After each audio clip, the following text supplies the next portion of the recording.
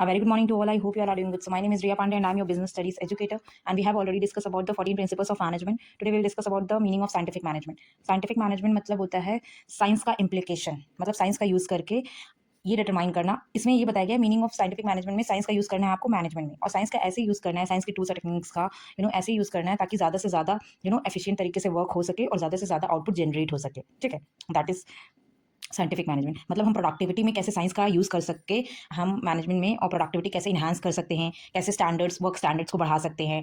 ये scientific management का मतलब है साइंटिफिक टेक्निक्स और टूल्स का यूज़ करके कैसे हम काम को और एफिशिएंट और इफेक्टिवली तरीके से कर सकते हैं। ठीक है, एंड ऑल्सो एक क्वेश्चन पूछा जाता है, who is the father of scientific management? So Taylor. Taylor is the father of scientific management and इसको एफ टेलर भी बोलते हैं। ने जैसे फ्यूल्स ने 14 प्रिंसिपल्स ऑफ मैनेजमेंट दिए थे, वैसे टेलर ने 2 principles of scientific principles of management दिए हैं। Science not a rule of thumb and harmony not Discord.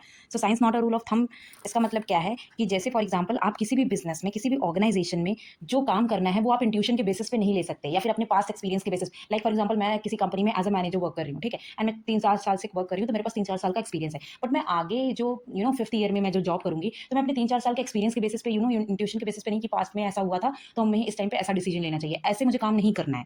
ठीक है, मुझे मतलब इनके कहने का टेलर का मतलब है कि जो ऑर्गेनाइजेशन में जो भी आप डिसीजन लो वो साइंटिफिक बेसिस पे हो, मतलब ट्रेडिशनल मेथड से नहीं है कि मैं गेस कर लूँ, ठीक है, और उस हिसाब से मैं डिसीजन लूँ।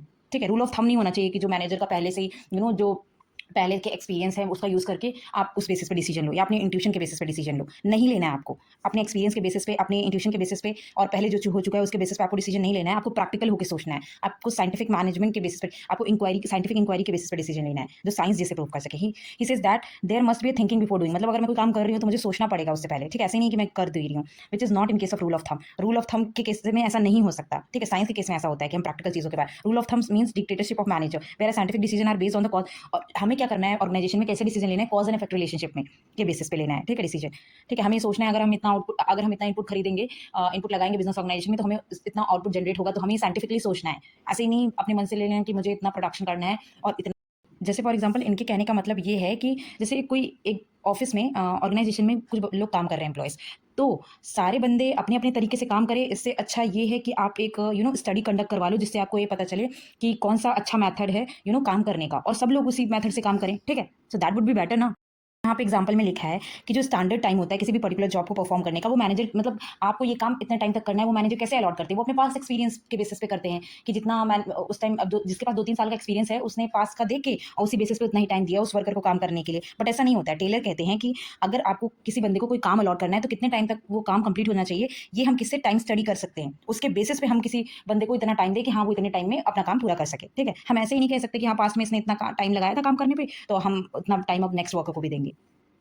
मनी नॉट डिस्कॉर्ड का क्या मतलब है? देखो, टेलर ये चाहते थे कि अगर ऑर्गेनाइजेशन में सब लोग काम कर रहे हैं तो एक कोऑपरेटिव एनवायरनमेंट हो, मतलब कि जो वर्कर्स हैं और जो सबॉर्डिनेट्स हैं, जो सुपीरियर्स हैं, उन सबका आपस में रिलेशन बहुत अच्छा होना चाहिए। ठीक है, उन सब में लड़ाई वड़ाई ना हो। ठीक है, ताकि वो अच्छे से काम कर पाएं। वो ये मानते थे कि अगर ऑर्गेनाइजेशन में रिलेशनशिप अच्छा है तो प्रोडक्टिविटी बढ़ती है। ठीक है, अगर एक दूसरे से हम हेल्प करते हैं, एक दूसरे की सबॉर्डिनेट सुपीरियर की हेल्प करते हैं, सुपीरियर सबॉर्डिनेट की कलीग एक दूसरे की हेल्प करते हैं, तो ऑर्गेनाइजेशन का गोल अचीव करने में आसानी होती है और मिसअंडरस्टैंडिंग कम होती है। तो ये मानते थे कि एम्प्लॉयर्स हो चाहे या एम्प्लॉयज हो, उन सबको एज अ टीम वर्क करना चाहिए। ठीक है, म्यूचुअल अंडरस्टैंडिंग होनी चाहिए, एक दूसरे की रिस्पेक्ट करनी चाहिए, ताकि क्लास कॉन्फ्लिक्ट ना हो। सपोज मान लो आप ऑर्गेनाइजेशन में काम कर रहे हो, ठीक है, और फॉर एग्जाम्पल आप एक इंस्टीट्यूशन में जॉब कर रहे हो, और वहाँ पे देखो अब टीचर्स को भी डिवाइड किया गया है। तो जो जूनियर टीचर्स होते हैं वो सीनियर टीचर्स, उनका स्टाफ रूम अलग होता है। तो अब ऐसे आप ऐसे कॉन्फ्लिक्ट अराइज होगा दोनों के बीच में कि जूनियर टीचर्स को ज़्यादा सीनियर टीचर्स को ज़्यादा इंपॉर्टेंस मिलती है, जूनियर टीचर्स को नहीं मिलती है ना। और या फिर ऐसा हो गया कि जूनियर टीचर्स छोटे बच्चों को पढ़ाते हैं, सीनियर टीचर्स बड़े बच्चों को पढ़ाते हैं, तो ऐसे कॉन्फ्लिक्ट अराइज होगी तो ऑर्गेनाइजेशन में प्रॉब्लम होगी, तो एक दूसरे से सब अच्छे से काम नहीं करेंगे। बट हम ये मान लें कि we all are teachers and we have to work for the organisation, हम बच्चों के लिए काम कर रहे हैं।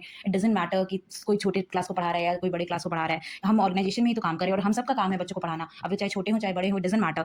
तो हमारा काम और अच्छे से होगा और हम और अच्छे से पढ़ा पाएंगे और ऑर्गेनाइजेशन में एक अच्छा पॉजिटिव माहौल होगा। ठीक है, फॉर एग्जाम्पल किसी भी ऑर्गेनाइजेशन में जो एम्प्लॉय काम करता है उसका मेन मकसद क्या होता है? पैसा कमाना, क्योंकि वहाँ काम कर रहे हैं तो मुझे अच्छा अर्निंग होनी चाहिए। और मैनेजमेंट का क्या मकसद है? कि ज़्यादा से ज़्यादा प्रोडक्शन करना। ठीक है, ज़्यादा से ज़्यादा रिजल्ट देना। ठीक है, तो ये हम दोनों का मेन मकसद है। तो हम कॉन्फ्लिक्ट्स को आने ही क्यों दे? क्योंकि जब हम दोनों का ऑब्जेक्टिव ही अलग है।